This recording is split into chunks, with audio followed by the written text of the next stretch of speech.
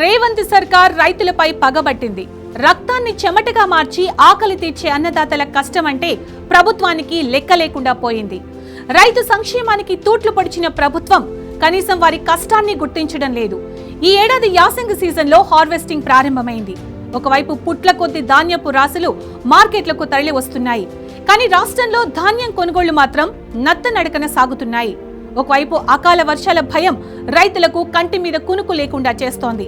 ఇప్పటికే గత 2 వారాల్లో రాష్ట్రంలో పలు చోట్ల అకాల వర్షాలు రైతులను ముంచెత్తాయి. 6 కాలం కష్టపడి పండించిన ధాన్యం రైతుల కళ్ల ముందే వర్షపు నీటిలో తడిసిపోయింది. కొన్ని చోట్ల వరద నీటికి ధాన్యం కొట్టుకుపోయింది. తడిసిన ధాన్యం కుప్పల ముందు రైతులు రోదిస్తున్న దృశ్యాలు కనిపిస్తున్నాయి. అసలు ధాన్యం కొనుగోళ్ల విషయంలో ప్రభుత్వం ఇంత నిర్లక్ష్యం ఎందుకు వహిస్తుందో అర్థం కావడం లేదు. ఈ పరిస్థితుల్లో కొందరు రైతులు ప్రైవేటు మార్కెట్లలో దళారులకు తక్కువ ధరకే పంటను అమ్ముకొని నష్టపోతున్నారు. రైతు రుణమాఫీ సరిగ్గా చేయలేదు సర్కార్. కనీసం రైతు భరోసా ఎగ్గొడుతోంది. విత్తనాలు, ఎరువుల కొరత, ఇలా అనేక సమస్యల నడుమ రైతులు పంటలు పండిస్తున్నారు. ఇంత కష్టపడి పండించిన పంటలను కొనే విషయంలోనూ రేవంత్ ప్రభుత్వం చేతులెత్తేస్తోంది.